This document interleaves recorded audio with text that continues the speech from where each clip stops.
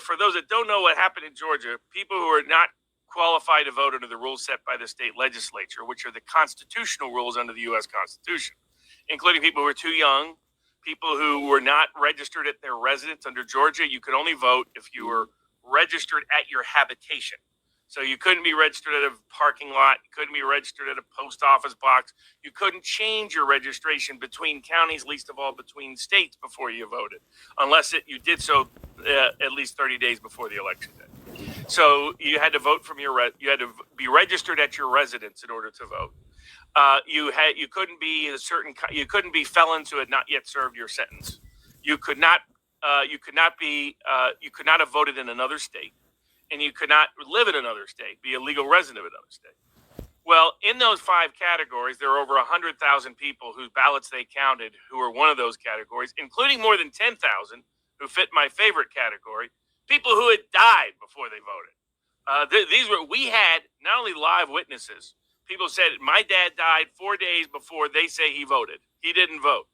We had the obituaries printed in the newspaper from 3 days before. That was probably what triggered them to think, hey, we got another one. I think they used obituaries to say, let's send in a mail-in vote for George. He just died 3 days ago. And make sure he votes the right way. Always reminds me of the Chicago joke where they're out organizing voter registration drive. And finally, this young kid looks to the old man. And he says, do we have to keep doing this? And as the old man looks around and says, would you here deny any of these good people the right to vote as they stand in the middle of a cemetery? That's the way that voting went. So we had documentary proof of it. The second issue was whether people cast a ballot in a constitutionally permissible way. In other words, according to the rules set by the state legislature. Well, for a mail-in ballot to count in Georgia, your signature had to match your signature on your voter registration card. We had evidence that more than 100,000 votes were cast whose signatures didn't match. And in some of these cases, it was egregious. It was people whose signatures were like a flat line. I mean, people who suddenly decided to print rather than cursive. This was not, they outsourced the fraud. So it wasn't going to be the most sophisticated set of criminals. Like the people they caught in Muskegon, Michigan. I knew about that on January 6th, that Barr had covered that up. People who were doing fake voter registrations in order to be able to send in fake ballots. It was actually a DA, one of the U.S. attorneys involved who quashed the case, was up to become a federal judge, and Barr was wanting to protect him and thus covered everything up at the time. Barr himself has been lying to the world now for years about what he knew and didn't know about the 2020 election. And so, but the method by which people voted was all you have to show legally, you don't show fraud in America. You just have to show there are more ballots in dispute than the margin of victory. You don't have to prove who they would have voted for. You don't have to prove any of that. The remedy is not that Trump is declared winner. The remedy is you do another election. And this was the remedy requested in Georgia because the argument was, look, you're holding another election on January 6th anyway. You're doing an election for the Senate runoff. Just add a presidential runoff because there's disputes about what happened. But then the third category also counts, which is whether ballots were counted or canvassed correctly. And here there were 3 sets of issues.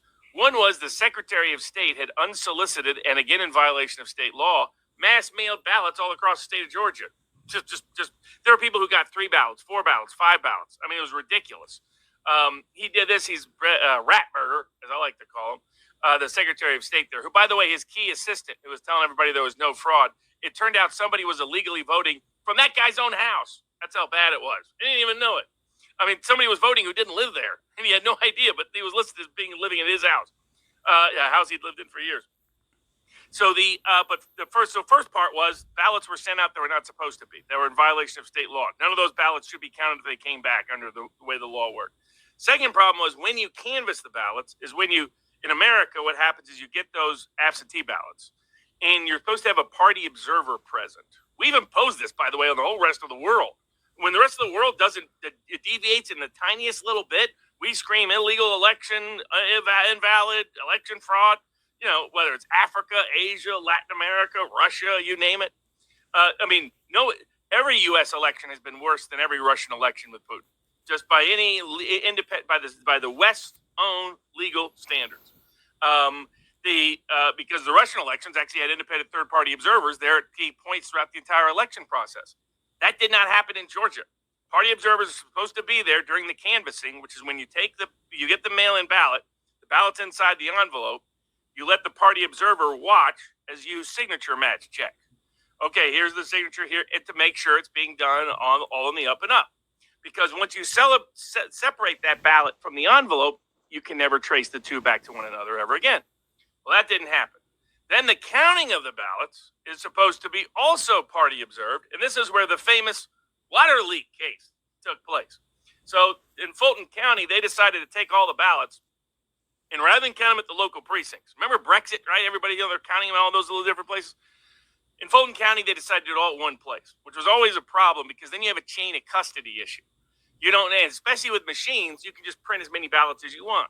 The way it typically works in America is an election commission will order just a limited number of ballots, enough to be spoiled and count, and numbered, so you have a clean chain of custody, right? You can't have some bogus ballots coming in the process.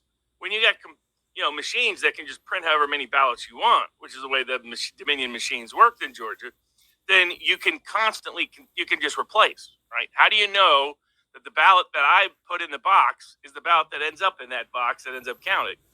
So one way is to protect chain of custody. That's why it's so critical in any form of evidence, civil or criminal. The chain of custody was completely broken at multiple stages by having machines involved, number one. Two, by how they manage the machines and how ballots are printed for them. We had whistleblowers that said they were just printing all kinds of ballots, and God knows what happened to them and where they ended up and where they got shipped out for other ballots. And then the having one location. But even there, they said, hey, this is for convenience. All of a sudden, late at night, after Trump is up so much in Georgia that the New York Times' own Nate Cohn says there's not enough room for Biden to come back. He has that little, whatever you call it, little thermometer, if you will, that basically had Trump almost no chance he could lose Georgia. Because Georgia was publicly reporting there were too few ballots left for Biden to even catch up. That's when all of a sudden, like it's happened in other states, they stopped counting in Georgia. And in Georgia, the excuse was there had been a pipe burst at the Fulton County facility, and they had to clean up the water, so everybody had to go home. They told all the party observers, go home, don't worry about it. Within an hour, nobody's ever been able to find this pipe burst, number one. The Zero Hedge made the joke that when the indictment was leaked by an undisclosed pipe burst, when the Georgia indictment illegally, because it was so bad, the clerk printed the indictment before the grand jury had even heard the indictment in Georgia. For those that don't know, they're still running circles around how that happened. It tells what complete crock it is. But they told all the Republican Party observers and all the other party observers to go home. And an hour after they were gone is when the videotape later was discovered, where they were pulling out ballots out of buckets and started counting with nobody watching. By law in Georgia, all those ballots are supposed to not count. It doesn't matter if it was fraud, not fraud. It's a prophylactic rule to deter this kind of illegal behavior. All of those issues by themselves had more than the 13,000 vote margin that the state had declared in favor of Biden, by a ratio of, in many cases, 10-fold or 20-fold. So this is why had his election contest been heard, Trump would have won it, and they would have said Trump won Georgia. That's why even the court system and the defendants knew about it, and the governor knew about it. That's why they never allowed any hearing or trial on the merits. And yet now there's an indictment alleging every allegation against him that was actually proven in that election contest by what he produced as evidence and the failure of the other side to meaningfully respond or hold a hearing or trial. So he can, as a trial matter, this case does put on trial the 2020 election. Yeah. And he could theoretically, and any of the other defendants, show that, in fact, he won the election as a defense, and that he at least believed he won the election as a co-equal defense. Both defenses, because the allegations are fraud. Same with the D.C. indictment, but to a lesser degree than the Georgia indictment. Though I don't think that's necessarily the path he would prefer to take. He would prefer to have these indictments dismissed or stayed pending the election, because right now, to give you an idea for the schedule, he's scheduled to go to trial in January on another bogus defamation case by a loony judge there. Scheduled to go to trial in January also on the D.C. election fraud case that is expected to go several months.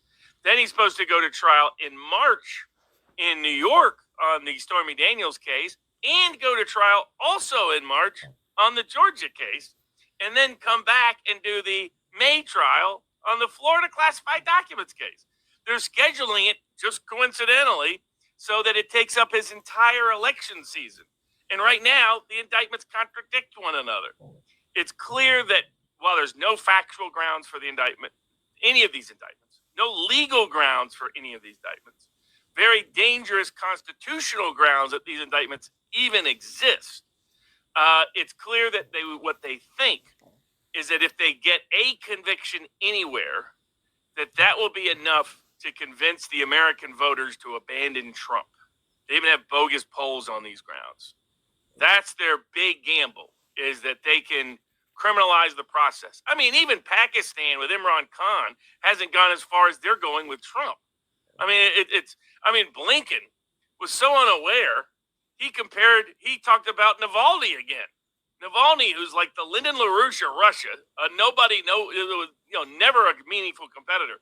But one day after Trump gets indicted by the Biden administration again, Blinken's saying how ridiculous it is that any country would try to lock up a political opponent. It's like, I mean, the lack of self-awareness is just unbelievable. It's off the charts. But this is what happens. I always say I don't mind dumb people and I don't mind criminals. But when you put the two together, that's when you got a problem. And that's what we have in the Biden.